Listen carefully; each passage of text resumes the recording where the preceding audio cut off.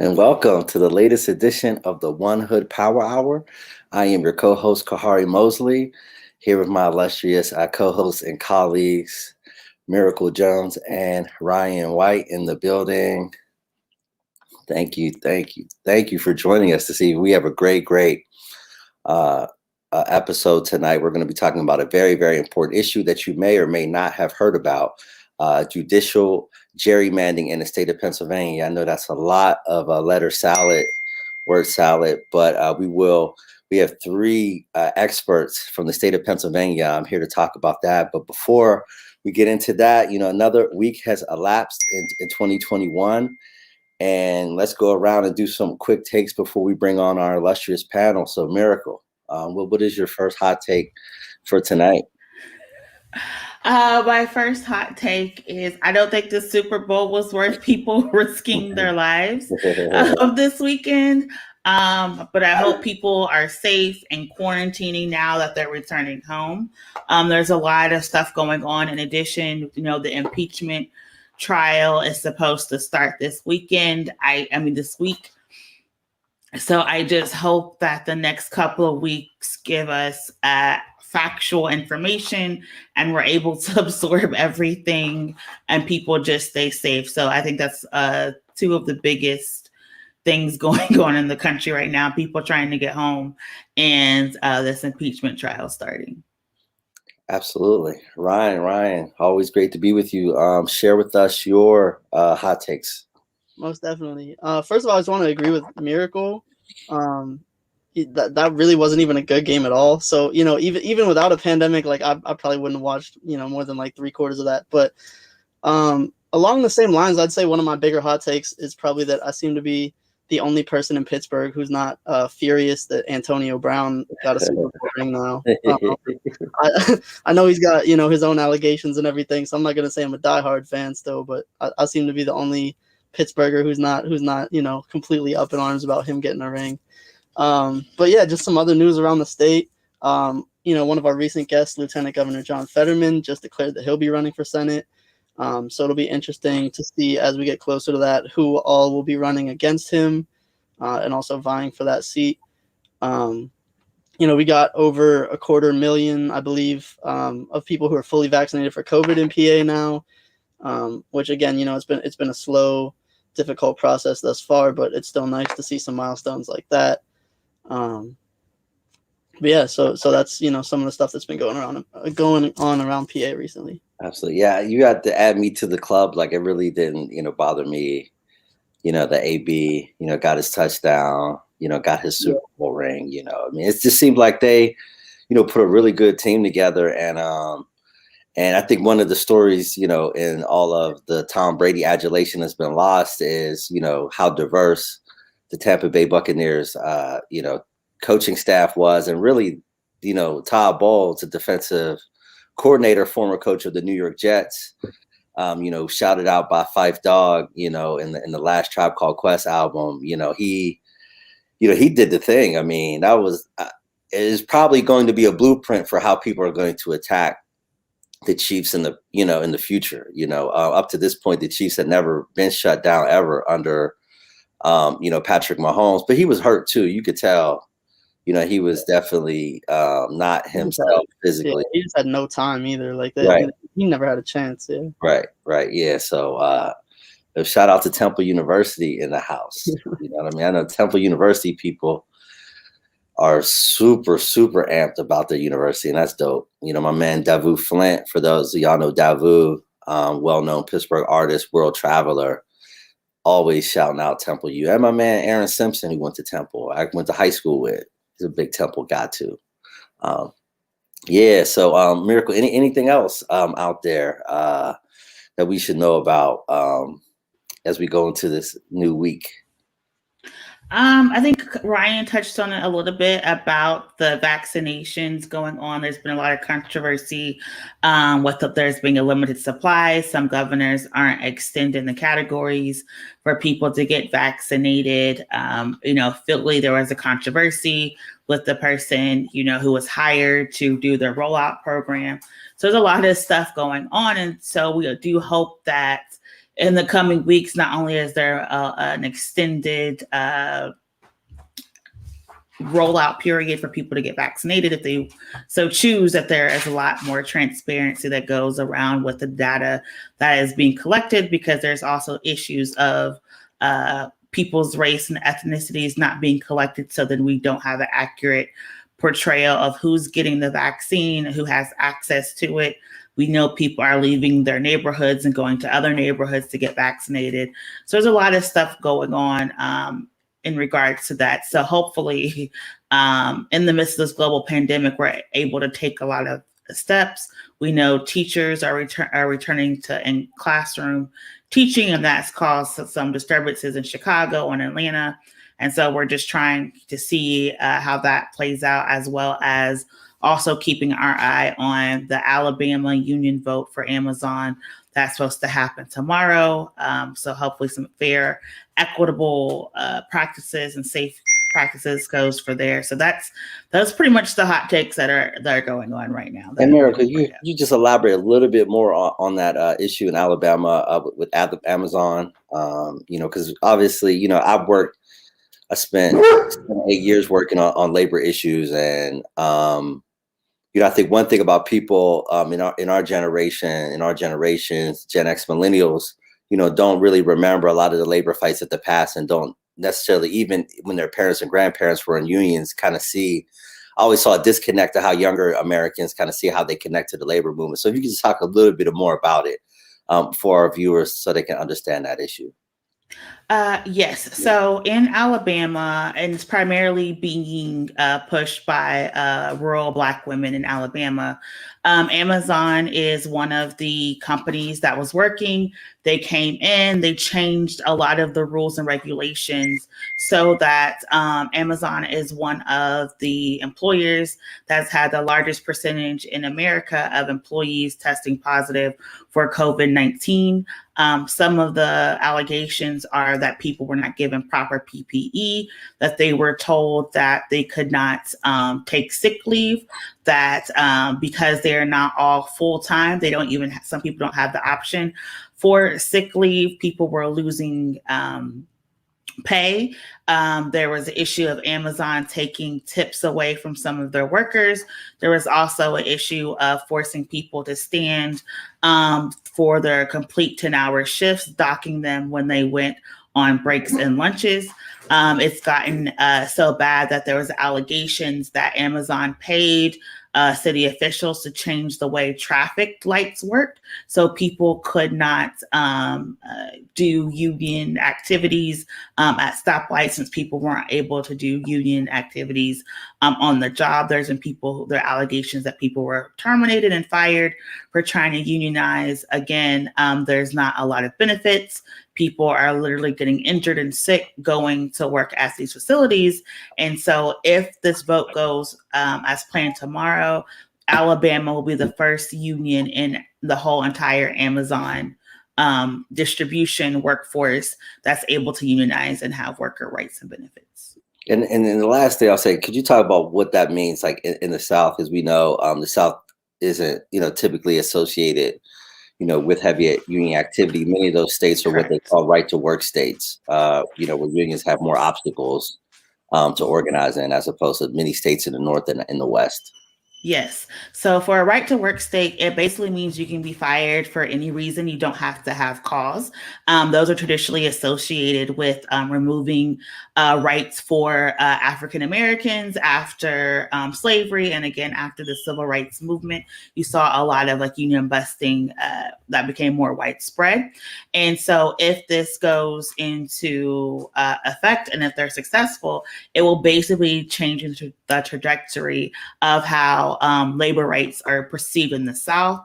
And again, this is coming after the Warnock-Ossoff win in Georgia, because you see a lot more Black and brown organizers really putting in work here in the South and creating new systems so people are able to engage and hold a lot of these contractors, corporations, public officials accountable. And so if this would be, again, like the first union shop at an Amazon factory, if this goes according to a positive vote, what is it projected to do tomorrow evening?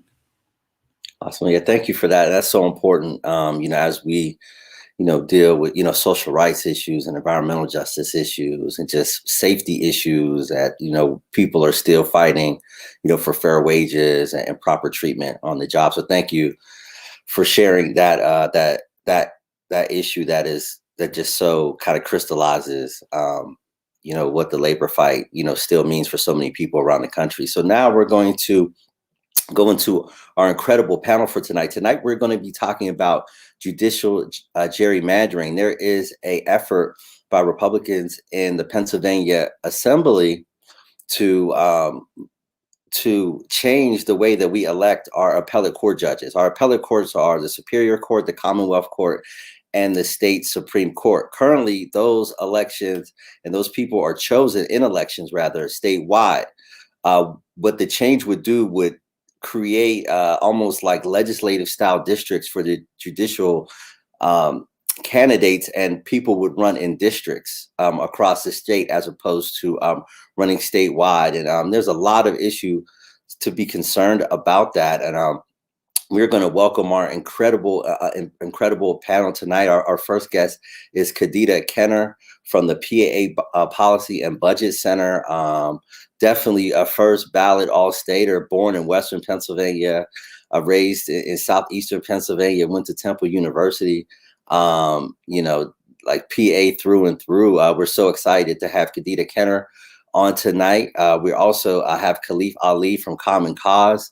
One of my really good friends from the Pittsburgh area is now doing work statewide. And we also have Marie Albiges, who's doing fantastic journalism at Spotlight PA. So let's welcome our panel. We're going to talk about this very, very important issue that's extremely timely and relevant.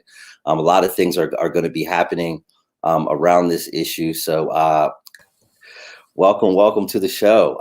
Yeah, we're so excited. My good friend, JJ Abbott, who's well known as the former press secretary for Governor Wolf, and who I've got to know after he graduated from Pitt and really began his illustrious career, said the panel was fire. So, JJ Abbott thinks the panel is fire. That's a great endorsement. So welcome to the show. I want to start with Kadida, welcome. And again, I said you're all state, Southwestern PA, Southeastern PA. Are you going to run for governor one day or something? I mean, you Absolutely not. I mean, you have the perfect resume, but in all seriousness, I wanted to ask you the first question. You talk a little bit about why this issue is so important and some of the work that you've been doing with the Pennsylvania Policy and Budget Center on it. Yeah, so we've been pushing back on the efforts to take away the independence of our judiciary for years now with the Pennsylvania Budget and Policy Center. One of those efforts began, after the big election that changed the way the judiciary currently looks in 2015. But it really took hold in 2018 when our Pennsylvania Supreme Court ruled that our 2011 congressional maps were unconstitutional and that they were gerrymandered, that they were drawn to benefit a political party. And so they changed those maps for us. And that was a ruling that the Republicans didn't like. And they wanted to punish the Pennsylvania Supreme Court at that time.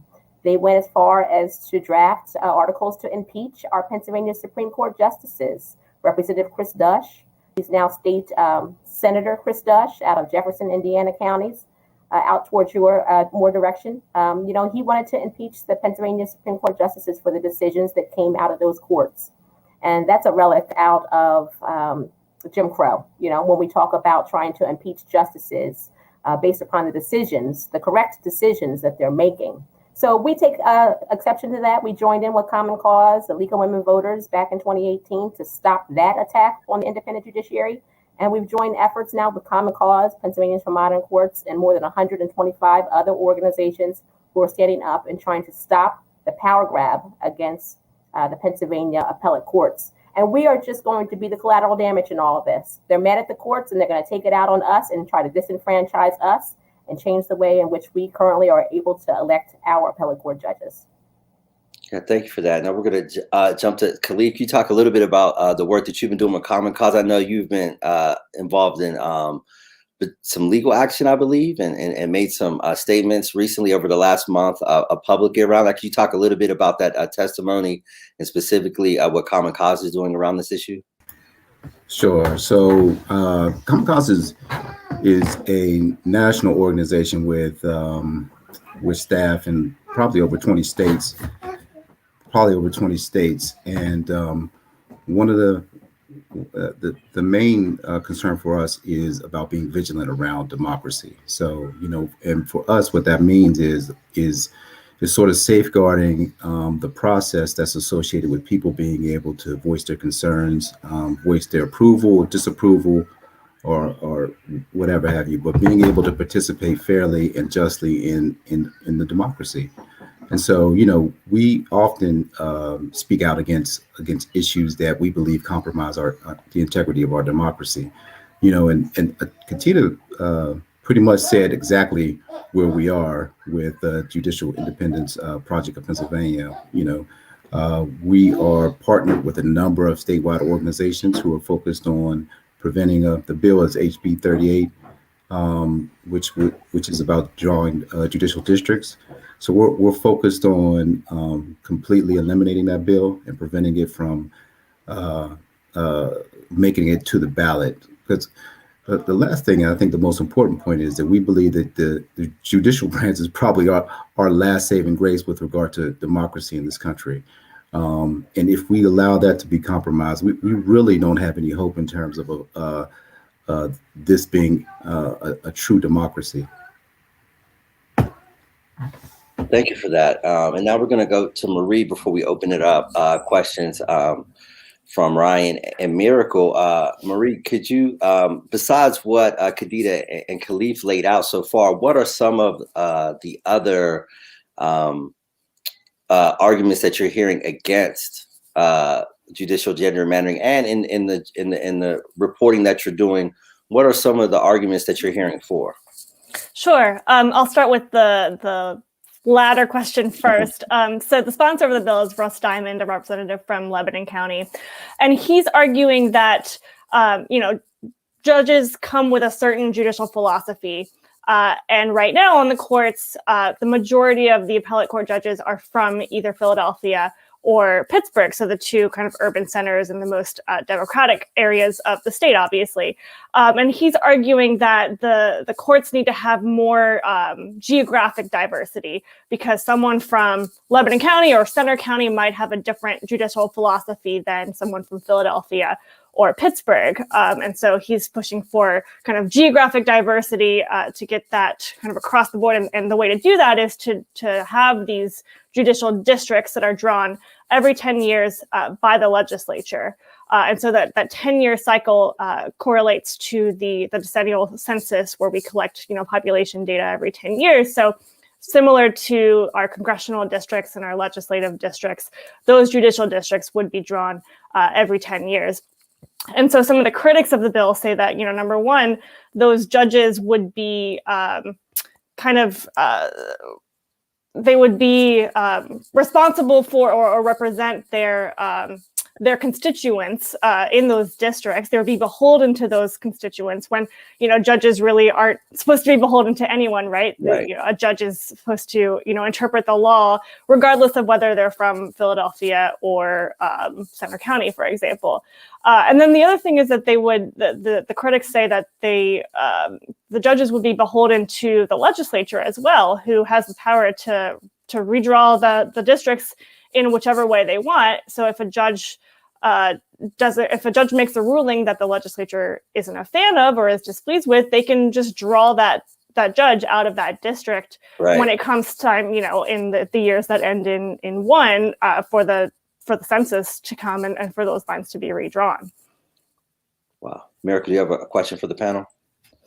Yes, my first question is going to be how, for somebody who's watching this, who's never heard of judicial gerrymandering before, how does this directly impact people with having all these new judges? We're talking about like diversity based on regions. What is that going to look like for creating precedents and having a standard legal code for the people to know what's going on when they go to file or go to submit appeals? I can jump in here if you like. Yeah, please do. Yeah, so that's a large question there, Miracle. So a few things. How does this impact the people, right? So, I want to correct Russ Diamond's assertions also in this answer, which is that our appellate courts are not packed with Pittsburghers or folks from Philadelphia. That is the Supreme Court at the moment. That's their main concern, is with the Supreme Court and not the Commonwealth Court and not the Superior Court. Actually, 22% of the entire population of Pennsylvania lives in Philadelphia and Pittsburgh. Yet of all of the appellate courts, 30% of the appellate court judges of those three courts actually live in Pittsburgh area or Philadelphia area. So they choose the numbers that they like to share when they throw those numbers out there.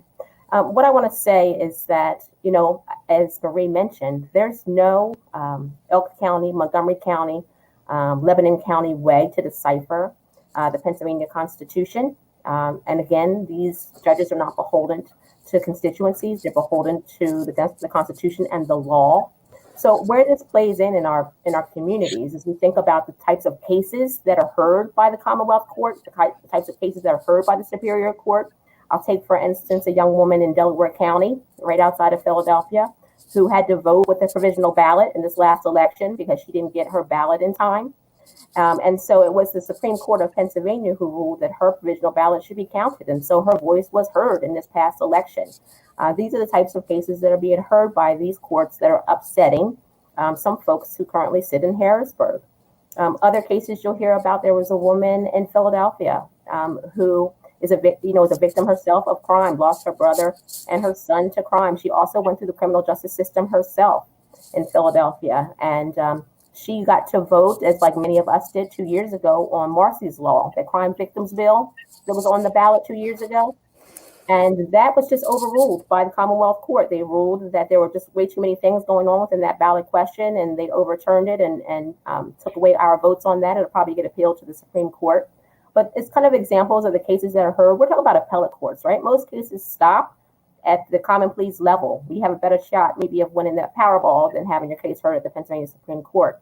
But I know that if I am someone who's about to get sent to Forest County and be incarcerated for a long amount of time, and I want to have the opportunity to appeal my case, I want to be able to appeal my case and a judge hear my case that is not from out of the center of the state.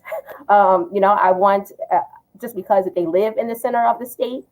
So I think there is no rhyme or reason to Russ Diamond and how the districts will be split up. We don't know how they would do that. We know how they had an opportunity to do that in 2011 and what they did. So we don't think that we should allow the legislators to draw lines and determine, how people are going to get dispersed justice. We already have something called prison gerrymandering, and that's a whole nother topic. Right. And if I could just kind of elaborate on Kadida's point, is that these are statewide issues that these judges are ruling on, right? And so the argument that critics who are against this bill also make is that, why should we vote? Why should we have a limit in who we can vote for when these judges are doing these rulings statewide, but I only get to vote for, 3 people on the entire appellate court system instead of the 31 who make decisions that are going to impact me statewide, whether they come from Elk County or Philadelphia. So I'll say this though. The title of the show tonight is Judicial Gerrymandering. So this is the outcome of what will happen if HB 38 is passed, right? So we'll have a legislature that has gerrymandered the state and was trying and had gerrymandered the congressional districts, right, drawing the lines for judges now. So we can assume that those districts will be gerrymandered as well. So let's look at it. Let's look at the long game now. Kadida's absolutely right. There's not going to be a lot of cases that float up to the Pennsylvania Supreme Court, but the ones that do are critical, right? Those are going to be the critical ones that we look at for this state.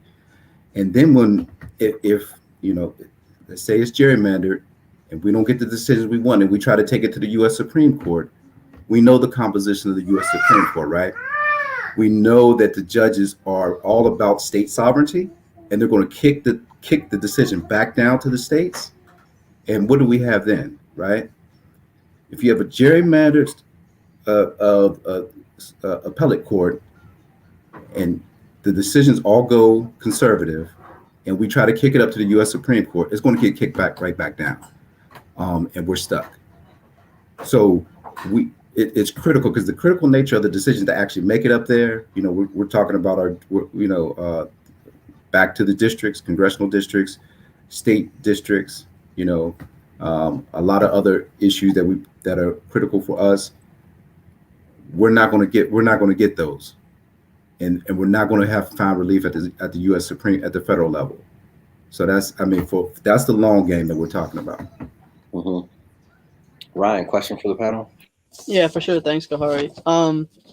Yeah, so for the drawing of districts, you know, for congressional districts and everything like that, there's like certain criteria that they have to adhere to in the drawing of those districts. Obviously, not that effective actually in preventing gerrymandering. But you know, say this were to pass, and we do, and we are in a system of judicial districting. What sort of criteria would there be in place to determine how those districts were drawn? Would it be modeled after you know, the way that congressional districts are drawn now, or would it be more or less restrictive in terms of that criteria that's there to, you know, try to prevent gerrymandering, in theory at least? I can jump in there. Yeah. Yeah. Jump in, Kadida. All right. So, you know, there's all types of things they have to take into account when it comes to drawing lines, right? Contiguous lines, you know, keeping in with, you know, similar communities, et cetera, and also keeping in mind the Voting Rights Act, right? And the VRA. But what you'll see here with these judicial districts are that they're split up by the amount of judges who sit on the bench. So there's 15 judges who sit on the Superior Court. They would break it up into 15 different districts for the Superior Court. They would break it up into 7 districts for the Supreme Court. And again, we're giving this power to the legislature, who are proven to not be able to do this effectively without gerrymandering in their favor. So, you know, this is just, you know, this is just letting somebody take the power away from the judicial branch in order to serve their interests. And this is not going to help with any type of diversity on the bench. It won't help with gender diversity on the bench, which we happen to do a good job with that here in Pennsylvania on the appellate courts. It won't help with racial diversity on the bench. They can draw out areas as they do. You know, if you have one court, if you're doing 7 districts for the Supreme, you have 1 court in Philly and 1 in Pittsburgh, and then you have 5 in the center of the state. Potentially, that's how that could look. And so that will do nothing to help racial diversity on the bench, which is lacking here in Pennsylvania. 1 of 30 of the current sitting judges are a person of color. And so that's problematic. And then if you think about what's happening in the T of the state, you know, the top and then the down the center there, a lot of the common pleas judges, and this is where we get our appellate court judges from, the common pleas, not a lot of women sitting in those common pleas counties. For instance, Lebanon County, Russ Diamond's county, not one woman sits on the common pleas court. How are you going to get a woman out of Lebanon County or Lancaster County, another county with 0 women on the common pleas court? How are you going to get a woman up to the appellate courts from that area when you don't have any on the common pleas court? And studies have been done, and we can, you know, there's evidence that says other states who draw their maps the way that Russ Diamond wants us to, like Illinois, have not had success in bringing on any racial diversity to the bench through the methods in which they are electing judges. Wow. And one thing that came to mind, actually, Marie, when you were you know, explaining, and Kadida, your comments get at this point too. It definitely seems like there's definitely an argument against you know, Russ Diamond and these other folks' assertions you know, around disenfranchisement, right? You know, if I can only choose 3 of the 30 plus judges that sit on the appellate courts, you know, aren't I being disenfranchised, you know, out of like 28 votes, you know, when it comes to that? So has there been people making that disenfranchisement argument And if you could just elaborate more.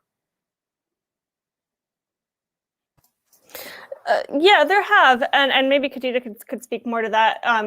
You know, when that argument gets brought up, Russ Diamond likes to bring up the fact that a lot of the people who are against this bill seem to support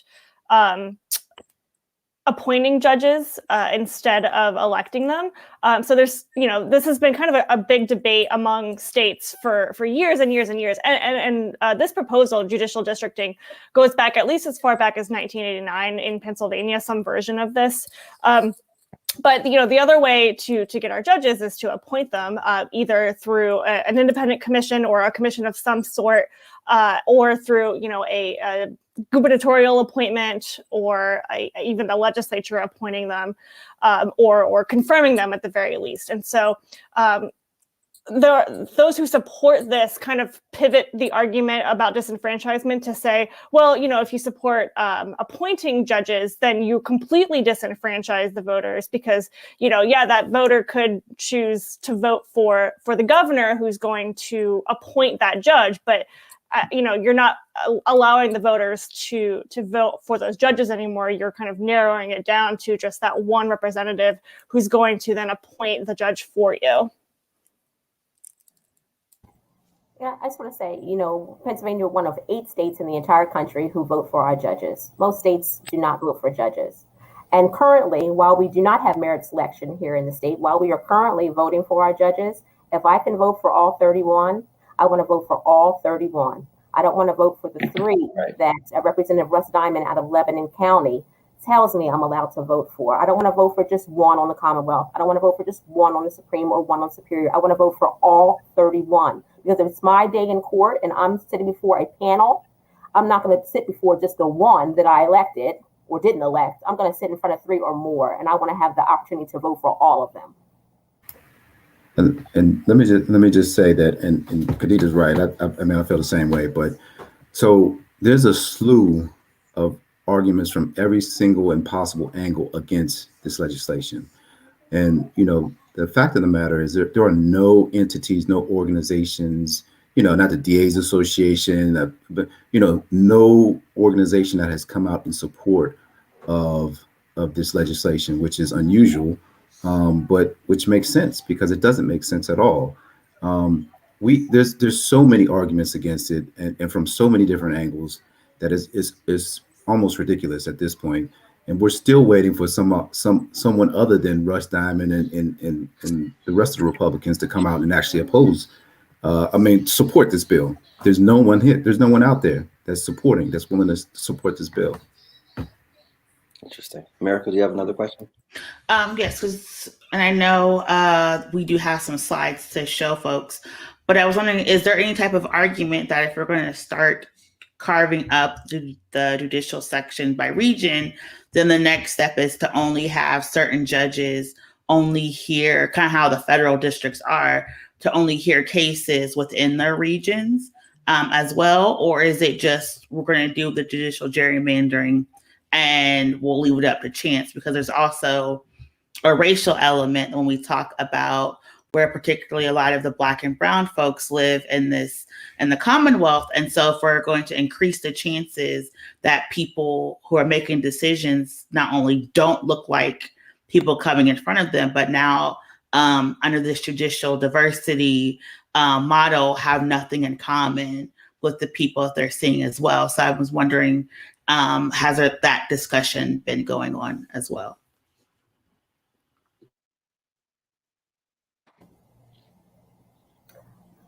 I'll say this. We don't know too much about what the legislative complement is to this House Bill 38. We don't know very much about how this is really going to go down. Even if you look into the bill, you know, you pull up the bill, you go and read through. We don't really know how they're going to determine who hears what cases, where the judges, what's going to happen to the current judges who sit on the bench. Will they need to move? If they currently live in Harrisburg, because there's 3 appellate court judges who live in Harrisburg, will they need to move out of Harrisburg and move to Bradford County in order to stay on? How will they continue to be put back on the bench after 10 years? Will there be that opportunity? Will there be courthouses that need to be built in Johnstown to go along with this? So I think that there's just so much unknown because the accompanying legislation is just not complete. So you're asking questions that kind of we would like to know the answers to as well. I don't know if Marie has been able to dig into that a little further. No, so we know that, Louisiana is one of the states, one of two states that has a similar model. Louisiana and Illinois have regional judicial districts, at least for Supreme Court. The difference between them and Pennsylvania's proposal is that their lines have not been redrawn in a long time. Illinois since 1963, when this was when it was law, and then Louisiana since at least 2000. Now, there is a lawsuit, the NAACP sued in Louisiana to force the legislature to redraw their judicial districts because the Supreme Court is lacking a minority representation, and so they're arguing that another majority minority district needs to be redrawn. So we do see that there is litigation happening, and that may very well be the case if this passes through as well. And I do want to just point out in the bill, you're right, Kadida, does say the legislature will establish by law the districts. So that's pretty much all we know. We don't know how those districts will be drawn. I posed the question to Rustam, and I asked him, if you had a magic wand and could draw the map yourself, what would it look like? And he said, I'm not a professional map drawer, so I can't answer that question. But he did tell me that because it would be established by law, it would be similar to the congressional redistricting. It would be a bill, just like any other bill in the legislature, that is subject to the governor's veto. So he said, there would be that check with the governor. And he also said that the Supreme Court would be involved. And that is written in the bill that the districts would be drawn with input from the Supreme Court. So it's a lot of clarity that is missing in exactly how this would happen. And actually that raises a huge point because, the points that Kadida, you've been hitting on, all evening, as well as Khalif, you hit on as far as the history, with the congressional districts that were, written last decade.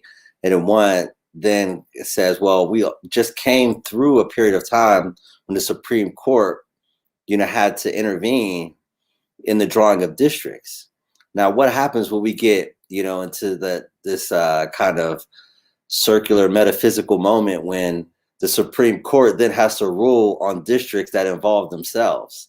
What talk has there been about that? Has there been any thinking of what happens constitutionally, when a body, basically is deciding their own fate in some ways?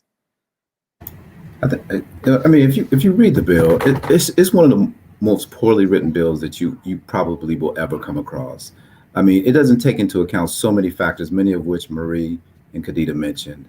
Some of the simplest ones too, like simply, what are we going to do about who's seated now? Just the simple matters that need to be addressed haven't even been addressed. It's clearly.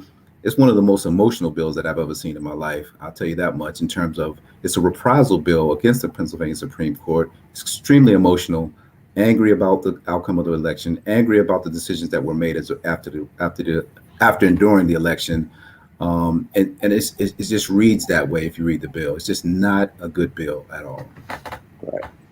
Well, and I know we have some slides before we get to that. I just want to talk just briefly about what's next. I know there's a date coming up very soon when it's going to be decided whether or not, so can we talk a little bit about the sausage making part of this, which I'm sure is going to make all the viewers excited, about where we're at from, today's the 8th to, I believe, the 19th is the deadline that we're looking at.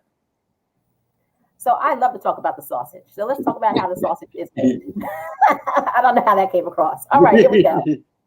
So obviously, we're trying to fight this so it doesn't get on a ballot here in the state of Pennsylvania, because Pennsylvanians since 1996 have said yes every time something appeared on a ballot. Since 1996, 17 times we have said yes on ballot referendum questions.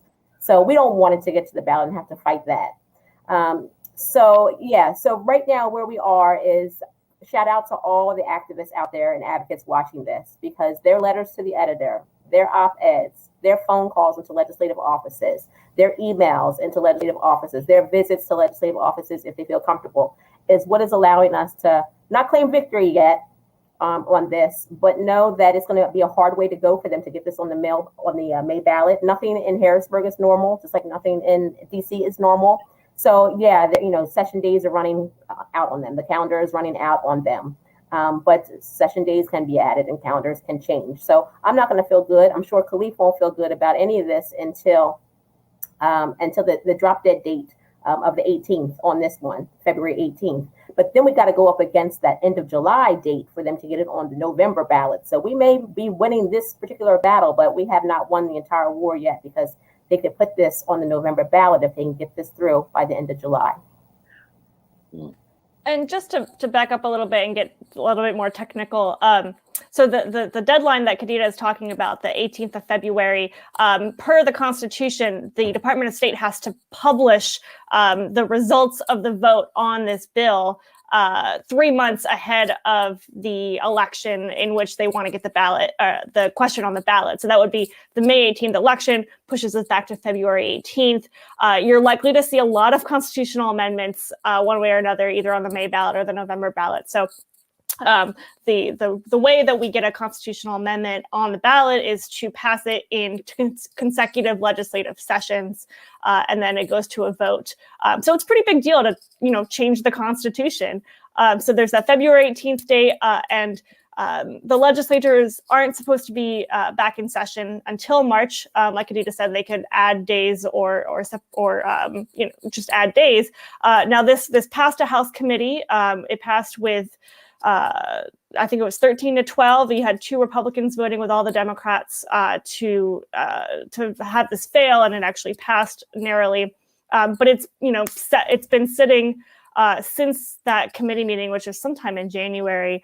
So it still needs that 3 consecutive days in the House, and then it also still needs to go to the Senate. So it's not looking likely that it will be on the May ballot, simply because there are no more legislative days scheduled in February before February 18th. Now, as Kadida said, they could push it to the November ballot. I don't want to speculate as to why this hasn't gotten votes on the House yet. It hasn't been brought up. The leaders in the Republican majority decide when bills are put up for a vote. So I don't know if Kadida or Khalif, you have heard any rumors about why exactly this hasn't gotten a vote yet? That is 12-13 is a good reason. The votes may not be there. Everything is chessed. And when they realized that this was was a very, very close vote and may not make it over the top, they had to pull back and I guess have some additional conversations to ensure that they could actually get this thing passed. But we're going to be having conversations too, so we might be saying the same thing in November, hopefully, right, Kadida and Marie, because we're going to have those same conversations as well. I did have a question. So this past election, we've heard a lot about the demographics changing throughout the Commonwealth. People are kind of moving more into middle Pennsylvania. And so it seems that one of the arguments is going to be that there is a perception that you do judicial gerrymandering, and it's going to be more traditional folks being on the ballot. But in the realities, that may not be the case because of how many people are moving into Pennsylvania and kind of leaving the cities. And I'm wondering how that has been factored into making sure that when we do, I know we said the bill isn't really there, but how that all has been factored into the way that this diversity of judicial thought is being described and being promoted in conservative circles.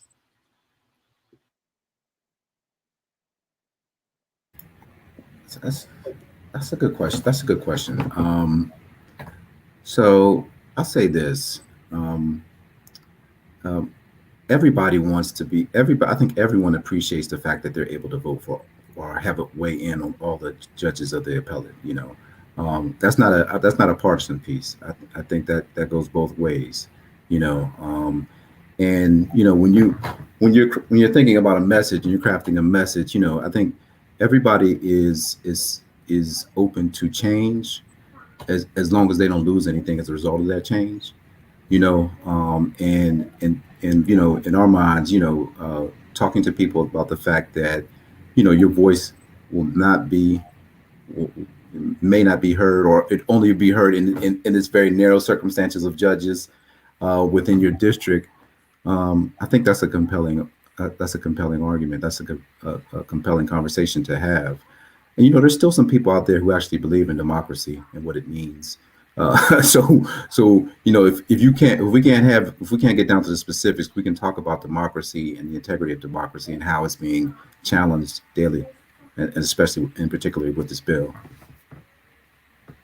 And folks are concerned about having that regional flavor. I want to feel as though my judge understands me. We came from the same neighborhood.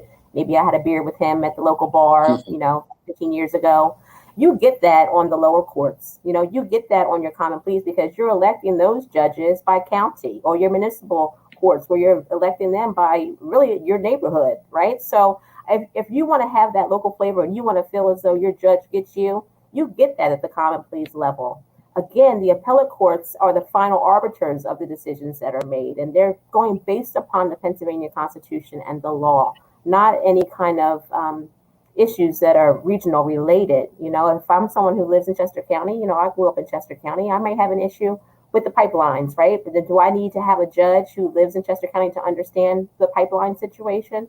And the other thing too is this also puts money into these races. Where you're inserting a lot of money. Illinois just had the most expensive election for a judicial race in history, $10.7 million for an anti-retention campaign. 4.5 million of that 10.7 came from one man, a hedge fund owner, who inserted himself into this election. So I think that if you're trying to speak to the middle of the state, the T of the state, about why this is problematic for them, I think it's problematic for them because you think about what I said earlier about getting the women on the bench. There's a lot of women in the center of the state, and I think they would like to see themselves on the bench. That will be a problem for the center of the state. And again, as Khalif said, no matter where we live in Pennsylvania, there's still a lot of us who believe in democracy, and we know the difference between lower courts and the appellate courts and the functions that they have. Yeah, thank you for that, Kadida. And then before we get to the graphics, I just had a quick, really two questions, I guess. But so for House Bill 38 this time around, it was really abruptly rushed to a vote in the committee without, any sort of like public hearing or testimony or anything like that.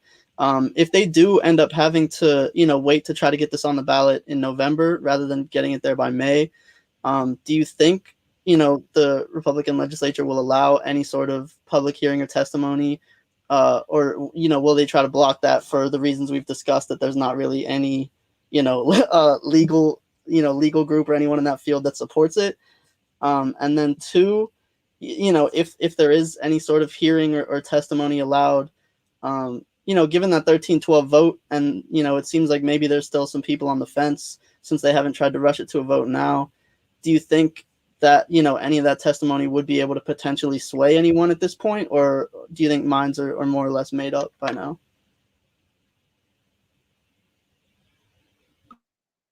So let me say this.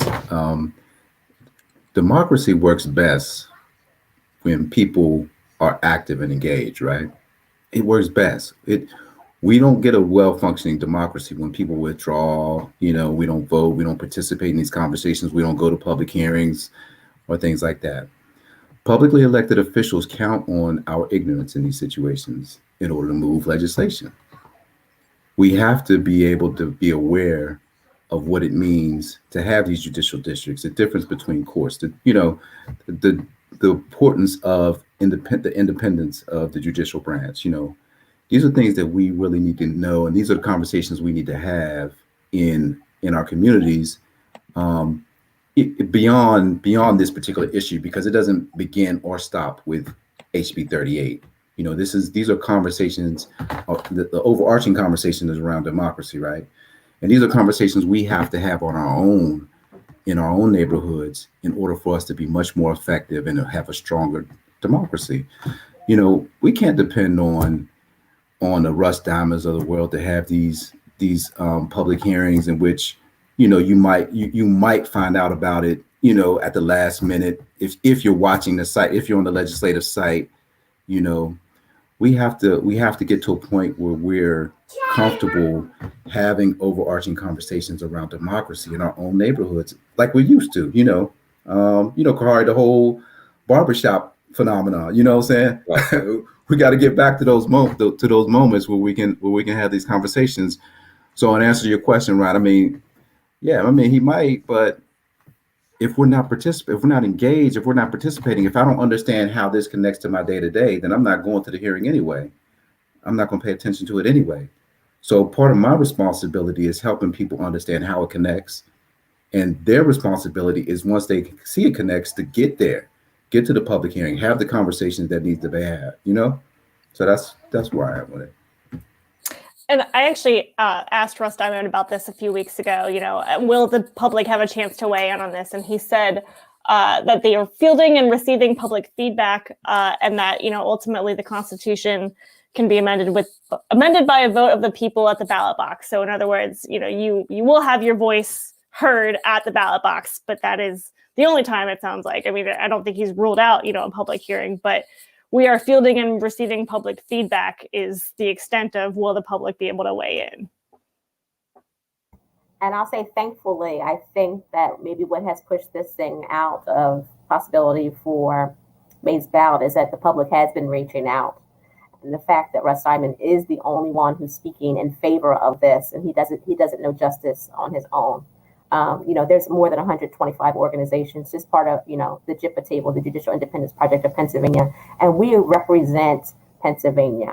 And we're calling ourselves a table and not a coalition, because we don't agree on every issue, but on this issue we agree. And we're folks who, some of us who are in favor of merit selection, some of us not.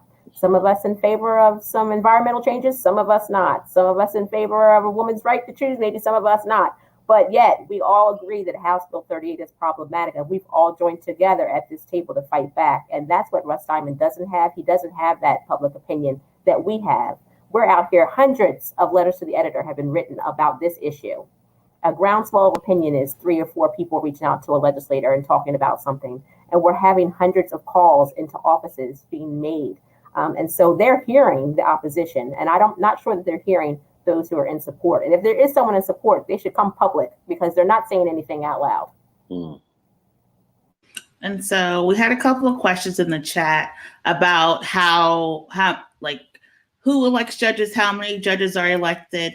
And I know you have some slideshow information just to censor us and ground us as we go out. So if you can pull up the slides for the people and just explain what they're seeing on these 4 slides, so that they'll be able to have the information to make the best decisions for themselves. Yeah, so, you know, it's been some time since we had civics, right? 9th, 10th grade, and that's further away for some of us than others. So this is just a look at the hierarchy of the courts here in Pennsylvania. So you have your minor courts. It could be your traffic courts. It could be your magisterial courts. They might hear something about parking or speeding.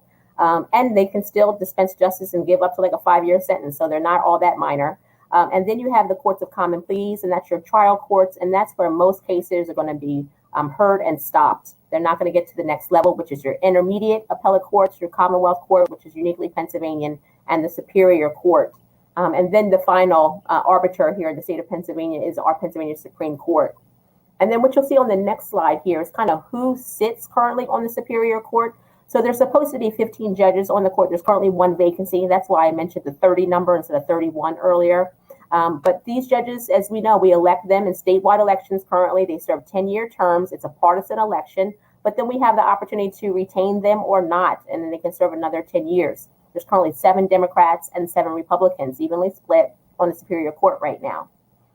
You'll see that also, if you look very closely, and it's probably hard if you're watching this on your phone, but there's only 1 person of color in this picture, and that's Superior Court Judge Carolyn Nichols, and she is the only person of color on all of the appellate courts. The next one you'll see here is the Commonwealth Court. And like I said, this is uniquely Pennsylvania. They hear cases about the state government and government agencies. Again, 10-year terms, partisan elections. There are 7 Republicans and 2 Democrats. And this is the other of the 2 intermediate appellate courts. And then you see a good amount of women. If you're looking at these pictures, you see a good amount of women, more women on the Commonwealth Court than men. So again, we do a great job statewide when we elect judges statewide on the appellate courts of putting women on the bench. And then the final one here is the Pennsylvania Supreme Court. And if you take a good look at these folks, you'll see again, almost an even split of men and women. It's getting closer there. There are 5 Democrats who currently sit on the Supreme Court and 2 Republicans.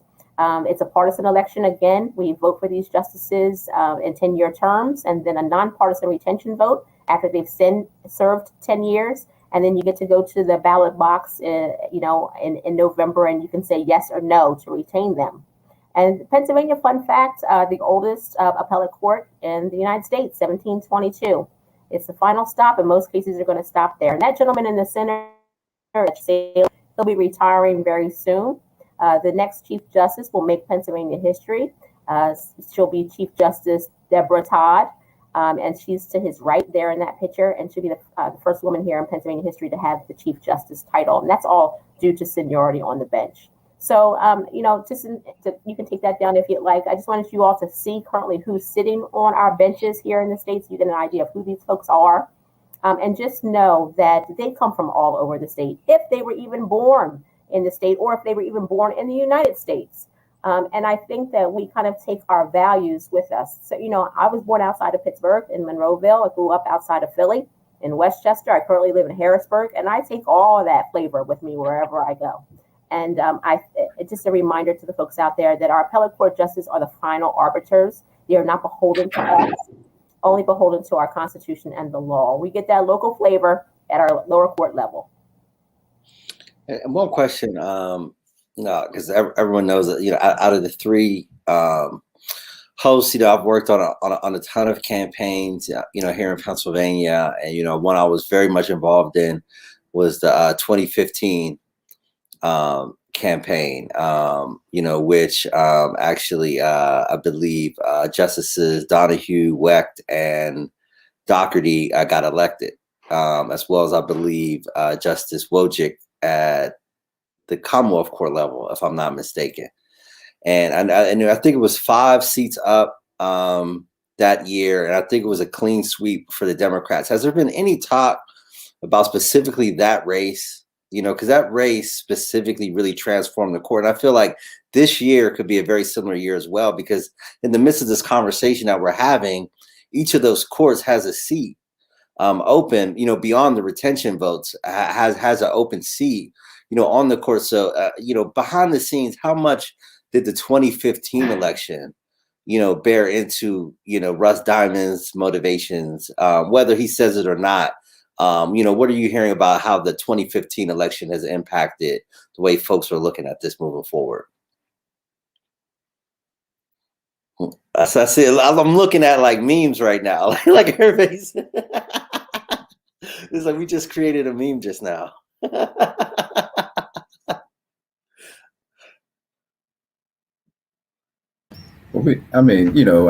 So I don't know. I'm not sure about the election. I'm sure that played into a bit, but with regard to the presidential election, man, the outcome of the election, the outcome of lawsuits challenging the validity of the election, lawsuits barring the certification of the election, all of those things, and the decisions that were handed down, not just by the Supreme Court, by the Superior Court as well. I mean, and the Commonwealth, it just didn't sit well with old Russ, and again, if you look at the bill, it kind of tells you that there wasn't a lot of thought put into it. This was purely about this was a punitive measure against the appellate courts, based on the decisions that were made as a result during and after the election. And it's clear. It's as clear as day. I think, and ultimately, I believe because of because of the punitive nature of the bill, it's not going to. I don't believe it's going to succeed. You know, that doesn't mean we stop working, as Kadida will always say. We don't stop working until the job is done, but we think we got enough steam to make this happen. Okay. And maybe I'll say what Khalif would not say. And that is that last election that put all those judges on the bench was very eye-opening for a lot of folks. And there were some folks who put a lot of thought into throwing a lot of money into that election to get the outcome that they wanted, because they know that redistricting was coming up. They know the importance of the courts. And so, that weighed very heavily, I'm quite sure, on Russ Diamond and Chris Dush and others, you know, even when they were trying to impeach the justices back in 2018. I'm sure that was a thought in their mind, but unfortunately for the Republicans, they had Russ Diamond as the sponsor of this bill, who did not, as Khalif say, use a lot of emotion and not a lot of thought into writing this bill out. Brian, did you have a question? Yeah, I did. Thanks, Kahari. So in addition to House Bill 38 and the districting of judicial elections, one thing that was mentioned earlier is that a lot of states handle that via appointment, and I believe that there is also a bill in the House, either in the House Judiciary Committee or had been passed by committee at some point, related to changing the that process to one of an appointment process rather than an election process.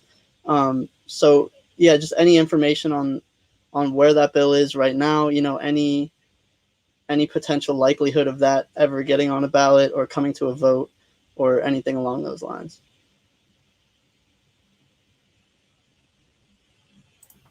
I'm looking for the bill now because I can't remember where it is and who sponsored it. So if Kadida or Khalif, you want to weigh in? I don't want to speak. I want to say it's Saylor, who just came out recently making a statement that, they're in favor of merit selection. Merit selection actually had bipartisan support. I heard one legislator say that if House Bill 30, passes and then we get to vote on this, they're still going to bring up the merit selection eventually, because that's where they like to see. There's organizations like Pennsylvania's Vermont Courts very much in favor of merit selection. Organizations such as the ACLU, not so much. There's definitely pluses and minuses to both ways to elect judges, but I'm pretty sure that one had some bipartisan support and it had some movement along the way. But the House 38 kind of took all the air out of those sails, I think, at the moment. Interesting. And go ahead, Marie.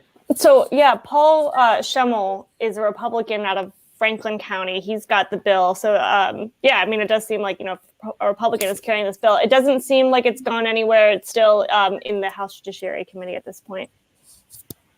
And I did want to just switch gears to another issue that is related around some reporting that you've done, Marie. And if you could talk a little bit about the outgoing Pennsylvania Secretary of State.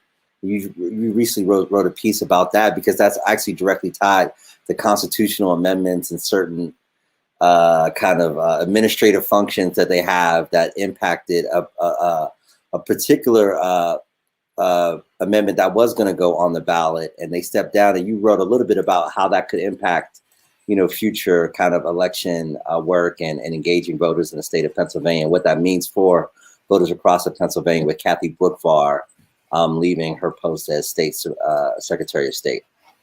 Yeah, so I'm just pulling up the story that my colleague initially wrote the story about Secretary of State Kathy Bookvar resigning over a pretty big mistake that the department made. So like I said earlier, if you have a constitutional amendment, the Department of State has to publish that announcement of the legislature's votes 3 months ahead of time in, I believe it's 2 newspapers in every county.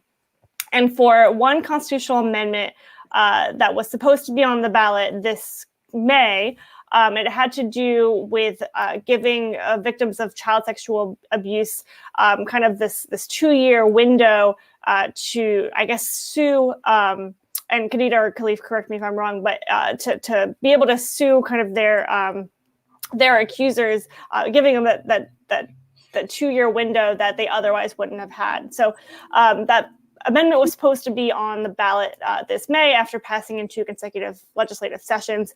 And it turns out that the Department of State did not, as constitutionally required, publish that amendment. And so she took responsibility for that and resigned. I believe Friday was her last day, and the governor has appointed an acting secretary.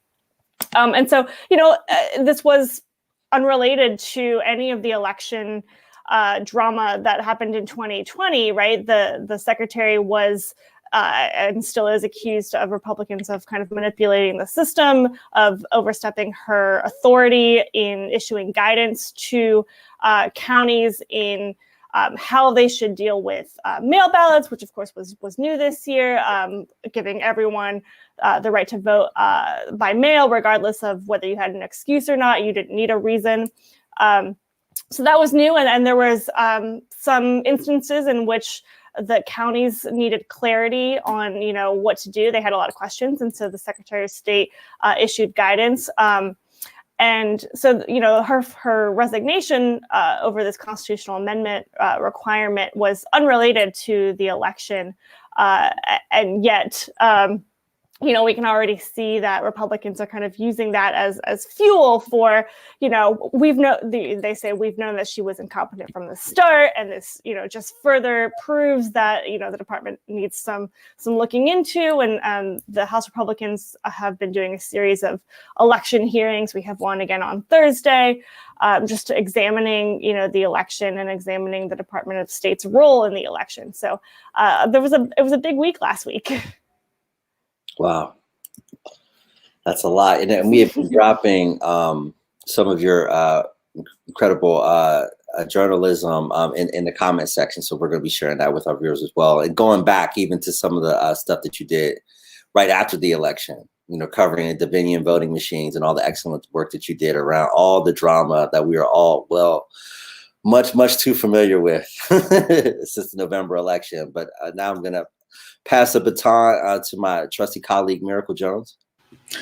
Yes, and taking one of the questions from the chat, it was Faith who asked, what are some of the key points that we can use to educate others about this bill and the response? And in your response, can you also include how people can get in contact with your organizations and get involved if you are still taking on volunteers for this issue?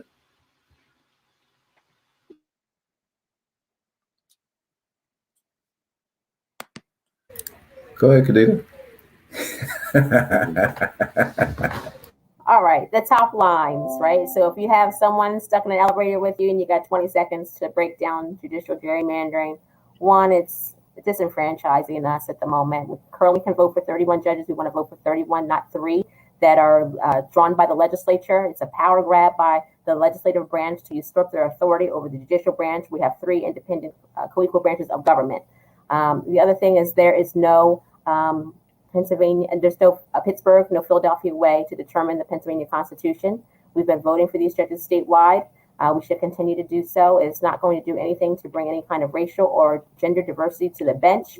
That's just not going to happen. So that would be my quick 15 seconds if I'm stuck with someone in an elevator to tell them why to vote against House Bill 38. And then the advocacy things people can do. I encourage you to go to our website, www.judicialindependencepa.org. We have the call to action there if you'd like to write a letter to the editor, if you want to reach out to your local legislator and let them know how you feel about House Bill 38.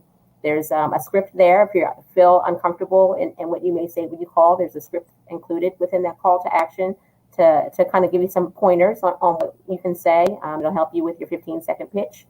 And just, keep up the fight. I think, our legislators need to hear from us. Maybe we contact them when there's a pothole or there's a light out. But we need to contact our legislators when there's issues such as this, that they're trying to move through the halls of Harrisburg without us paying attention, trying to catch us sleeping and not paying attention, especially when they're moving these through without public hearings. So just keep staying involved and learning about the issues. The website, is there for you to see, judicialindependencepa.org.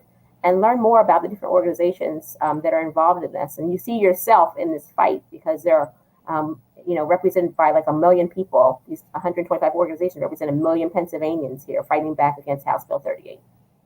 I also say that there is a clear attack on all of our ability to express ourselves in this democracy. And so I'll say to you that everything that Kadida said is real. And please don't think that your one phone call doesn't matter, your one letter doesn't matter, it matters. Your voice matters. Whatever you can do, whatever you can offer, it matters, and it adds up. So if all of us, think that way, like all of us have an opportunity to express ourselves, all of us have an opportunity to contribute in some meaningful way. You don't have to be a member of any of these organizations. You can just go to the website, and this everything is laid out for you in terms of, like Kadida said, scripts, letters, everything you need is there. So please just go and look, check it out, and read for yourself, and share it with someone. That's the only other thing I'll say, is that these are great conversations that we have in these webinars, but if they don't go outside of this forum to people that you know and people that you talk to on a regular basis, then we haven't done our job. We haven't done a good job. So please take this conversation outside of this. Awesome. So Ron's going to have one question. Miracle's going to close us out after that. But I do want to give a shout out to Bayard Rustin, hanging out over at Kadida's left shoulder. I wanted to do that before we left tonight. As soon as we came out, like, okay, I see, representing, so for those who don't know, Bayard Rustin is one of the greatest, organizers to ever live. A leader in the LGBT community, faced a lot of challenges in his civil rights work because he was a member of the LGBT community, and just one of the great, courageous people that has ever walked the earth, and was really the strategist behind so much of the work that when we think about A. Philip Randolph and Martin Luther King and the March on Washington and all that stuff, much like many organizing efforts, it's like folks behind folks kind of behind the scenes making that happen. I believe he's from Westchester, right? This is one of the reasons why I traveled with this man. Pre-COVID, he used to go with me wherever I went. I would take him with me, and he is from Westchester, Pennsylvania, my hometown. And just a reminder to folks out there that in 1963, he was one of the organizers for the March on Washington for Jobs and Freedom, and he did that thing without the internet. He did that without Facebook or Instagram or emails, and he got 250,000 people to show up on the mall there in Washington to advocate for what we need. So we need some more of this Bayard Rustin in the moment. Absolutely. Now I wanted to give that shout out. So Ryan, back to you. Yeah, thanks, Kahari. I actually don't really have anything else. I think everything I wanted to ask about has been pretty thoroughly covered. So I just want to say thank y'all for being so thorough, for providing all that information, for people who, clearly even, people even who are pretty knowledgeable about the topic, just still a lot of information covered. So, all across the spectrum, any level of familiarity with the topic, I think we got through a lot tonight. So thank you all for your time and, for all the great work you do protecting the independent judiciary. Thank you. Awesome. Now, Miracle. All right. Am I doing my wrap up? my traditional wrap up? Yeah. Well, you usually kind of ask your positive question. Yes. Okay. Change the energy. We talk all this deep stuff, and then she comes with the yes. So we like to end on a positive note. We want to ask each of our panelists, outside, of the Super Bowl, unless the Super Bowl was the one thing, what has brought you joy in recent days? It's still a global pandemic, but a lot of stuff is happening. So what is something that has brought you joy in the past week or so? I'll go because I'm very excited about this. I got a new dog on Friday. Awesome. Congratulations. He's sleeping right now, but maybe you can see him. Yeah. Awesome. That brings me a lot of joy. Good stuff. Who's next? Kadida? I think Khalif has one to close down the show, but in the last week, I had an opportunity to speak to PA Youth Vote, organization of 16, 17, 18-year-olds, and talk to them about judicial gerrymandering. And they asked the best questions. and they are so engaged in what's happening in the state and across the country. And it just always brings me inspiration to talk to the young folks about how they're feeling about the issues, because we're going to count on them to move us along. So that brought me joy last week. Awesome. Khalif? It's something somewhat similar to Kadida's. So we got a mailing list with Common Cause. You can sign up, and we send out updates about things that we're doing. But the email messages that I tend to get from people in general, that's my son. That's another joy right there. That's the other joy. That's right. And people will just there's still such a genuine interest in democracy, and there's a genuine appreciation for those who are still fighting for it. There are times, I think all of us on the panel can agree, that you just feel like crap. Like it's just so much coming at you, and you feel like you can just be overwhelmed at any single moment. But it just takes one letter from one person, one email message saying, "Hey, I didn't see what you're doing. Thank you. I truly appreciate what you're doing. Thank you so much."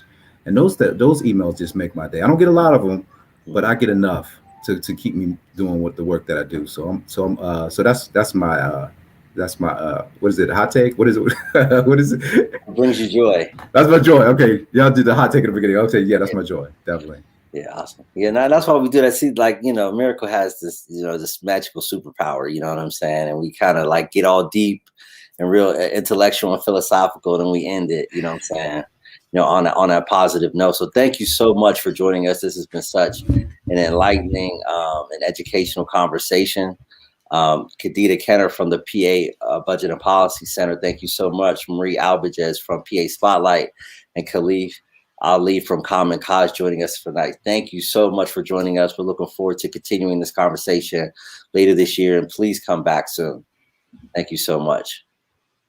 And again, that was Kadida Kenner, Khalif Ali, and Marie Albiges, three of the state's leading experts on judicial gerrymandering. And Marie's done incredible reporting and journalistic work, and the advocacy that Kadida and Khalif are doing, has shown in just the level of support that has come out to stop, this from happening, this bipartisan table that Kadida talked about. So, wow, what a great conversation. Season 2 of the Power Hour, smashing season 1, man. Wow. Wow, what an incredible season so far. Yeah, I didn't even realize season 1 never ended. I didn't know. I know, right? I was like, well, we kind of got like new graphics and stuff, you know what I'm saying? Yeah. Like that's kind of like the signal of season 2. Switch to StreamYard from Be Live. It's like the change. Yeah, exactly. Yeah, exactly. You've been making changes, There was a point. Pennsylvania keeps creating new legislation, and so I guess we should be happy because that keeps us employed and we have stuff to talk about. But yeah, right. We've consistently been, it's been over 6 months. We've done shows like every single Monday without a break. And we've even had some special elections. So we've done shows 2 or 3 times in a week. We've even had some special interviews. So like we're out here doing the work. And again, we invite all these elected officials to come on the platforms. We understand some of the PA GOP is not really doing a lot of media, but we invite any and all folks to come on the platform to talk about the policies that they're putting forth in the legislature. And that's what we're here for. So people can talk directly to the people and we can ask the important questions, and we need to know what's going on. Yeah, I think, we definitely need to check the actual dates. I think we're actually coming pretty close to a year already, because it's February and I think we started in April or May, so we're like 9 or 10 months in. It's pretty phenomenal. Yeah, that's crazy to believe. You know what I mean? Get death, taxes, and Power Hour on Monday night are things you can depend on. I guess, and Tom Brady winning the Super Bowl. I guess that's the other thing. There's the four things in life we can depend on.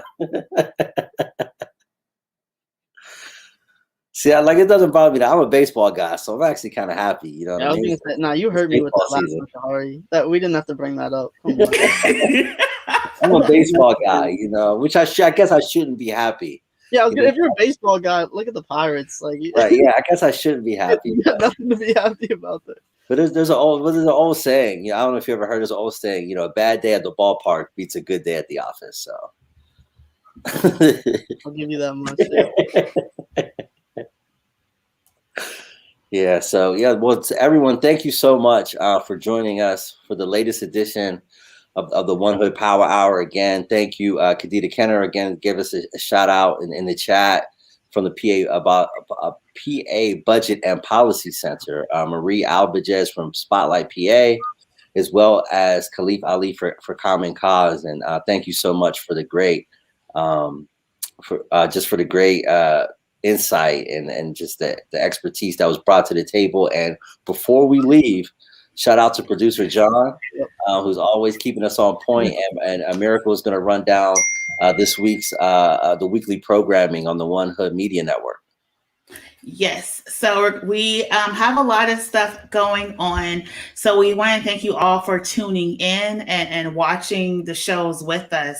We have a lot of programming. So tomorrow, Tuesday at 2:00 for What Black Pittsburgh Needs to Know, we're talking about education. So we're going to have some panelists on who are going to be talking about ways that we can support and protect our youth in this time of COVID-19. If you've been paying attention, there's a lot of discussion about what's going on between PPS. So we have Malcolm Thomas from Reaching Back. We have Dr. Tracy Reed Armont and from the Grable Foundation, and Tammy Thompson from Catapult Greater Pittsburgh, who is going to be on the show for Tuesday at 2:00. Wednesday, we do have This Week in White Supremacy. That's our fun 18 and up show where we just talk about everything that's been happening in the past week, talking about like white supremacy and why it's important that we name things that are happening in our communities. Thursday at noon, we also have On Tilt, which we talk about the state of mental health, especially particularly in Black America, but we talk about ways that you can protect your mental health, seeking therapy, going for walks, turning things out, prioritizing your life. So as an activist and organizer, I'm doing On Tilt. The third Thursday of the month at 7:00, we do Ask a Black Doctor, so people can talk about COVID-19, vaccines, anything medically related. The second Friday of the month, we have Black Light, where we actually interview local artists and artisans about their work and how they contribute to the region. And the last Saturday of the month, we have the Next Level Slam. It is a national poetry slam where we invite artists to come in and share their poetry, and first prize is $250. In addition, we do have some extra shows coming on this week. We have a partnership with the Holocaust Center of Pittsburgh, talking about how athletes can speak out against anti-Semitism. I believe that is on Wednesday at 7:30. And we have some other programming as well. So please tune in. Follow us on Facebook, Instagram, and Twitter. We are at One Hood Power Hour and at One Hood Media. And so we'll have a lot of shows coming for you, so stay tuned. And next week, we were going to be talking about the Allegheny County Jail. I know a lot of people saw the public source article about the restraint chair. So we're going to delve a little more into some criminal justice issues. And we saw in the chat, last thing, make sure to register to vote. But last thing, today is February 7th, which is Black National HIV AIDS Awareness Day. We know that HIV AIDS is still with us. And even though you can live a healthy life with HIV and AIDS, we want to make sure you have the best decisions and best informed information for you to make those decisions. So please make sure you are getting tested. If you are active or thinking about being active, make sure you look up Pepper Prep. And Central Wellness Outreach is a local organization. They do provide free and reduced care for HIV and AIDS medication and testing. And so please reach out to them if you have any questions or concerns about Prep or Pep. And thank you all so much for tuning in and letting me do the rundown. Absolutely. And shouts out to my cousin, Tracy Reed Armont, who's going to be on the show tomorrow. What Black Pittsburgh needs to know. Just wanted, just give a shout out to my cousin. So thank you everyone for joining us again. One more time, thank you Kadida Kenner, Khalif Ali, and Marie Albiges for joining us. Thank you Ryan White, and thank you Miracle Jones. And this time of the year, always got to remember Jay Dilla. Rest in peace, Jay Dilla. As always, the GOAT. And football season's over, so now we can look forward to baseball.